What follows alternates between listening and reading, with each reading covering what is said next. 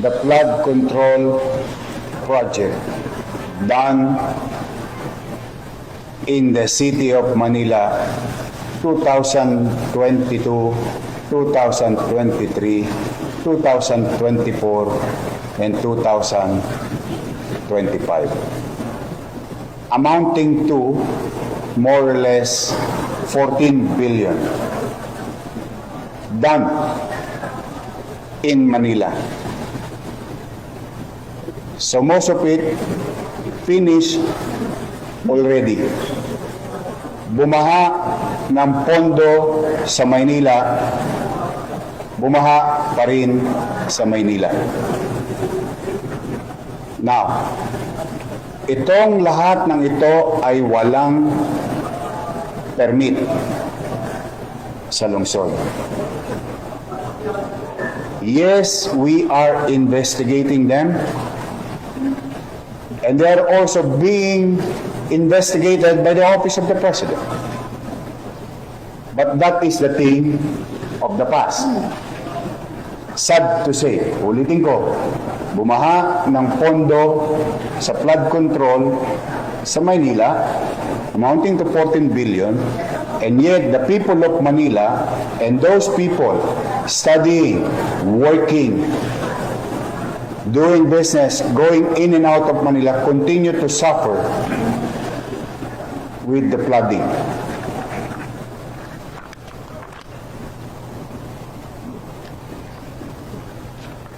Gusto niyo malaman per district? Per district?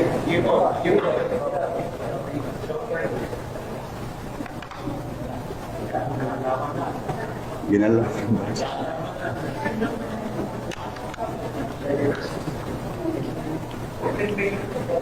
District 1, 3.4 billion.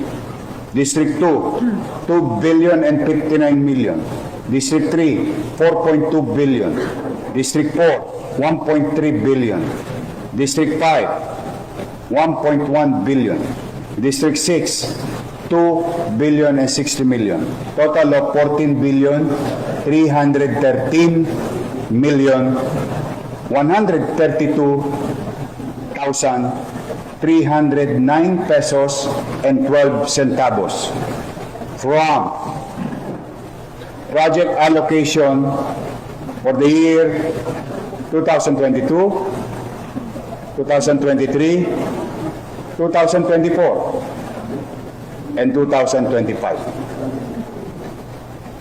At malamang sa hindi, kulang pa yan. Kasi ang lahat ng ito ay kinuha lang namin sa website ng Pangulo.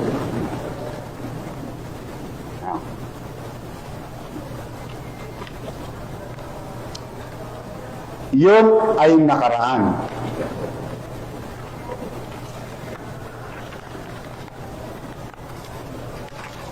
Ngayon may bago pa.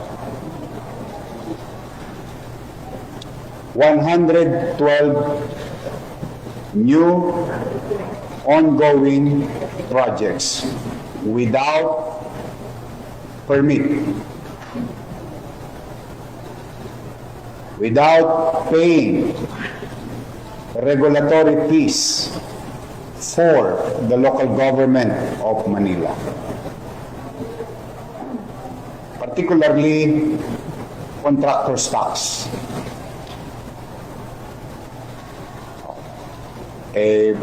Pag ordinaryong tao nag-a-apply ng demolition permit, pag ordinaryong taong nagpursigi makaipon, papaayos ang bahay, kumukuha ng building permit. And they pay regulatory fees, like what you call contractor's tax under the Manila Tax Ordinance. These are ongoing. We'll send you a copy of this. And yung mga binanggit ni Pangulo na mga kumpanyang paborito, nandito rin. Kayo na ang humusga. Konti-konti lang po ito. Random. 145 million. 97 million, 140 million, 94 million, 18 million, 142 million, 141 million. Kadikit-dikit pa yung numero. 141 million. GLC ulit. Ang daming GLC. 141 million, 94 million, 94 million, 140 million, 142 million. Mukhang paborito nila yung 140 million. Kasi tinitingnan ko lang naman random lang. So this is ongoing. And we continue to investigate. Now, hopefully, after today, they will learn a very good lesson. As I have said before, again and again, welcome kayong magnegosyo sa Maynila. We welcome development in Manila, immaterial of political color, as long as you follow simple procedure.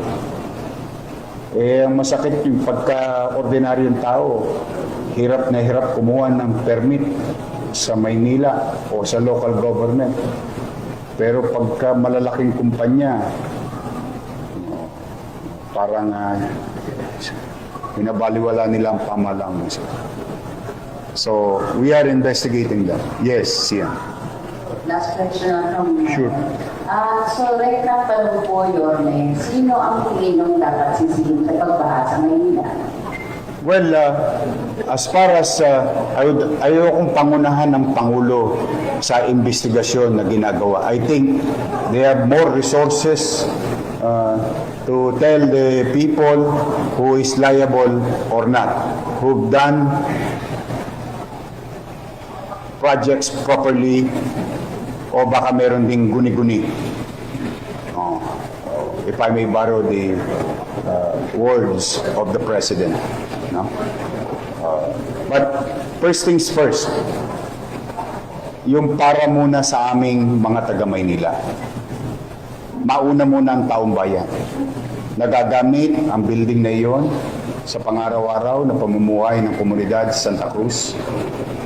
Biglang nawala, napagkaitan ang mga taga-Maynila. That is my obligation. Hopefully, someday, somehow, magkaalaman din kung sino ang mga taong may kapabayaan.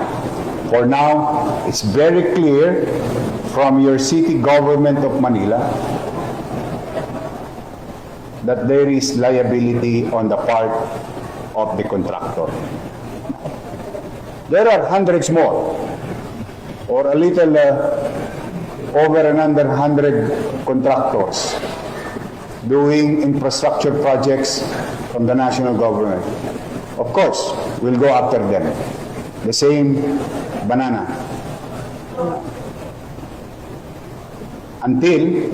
Unless they follow the local government code, provision of it, and other existing laws, like the National Building Code, and other ordinances, local laws of the City of Manila.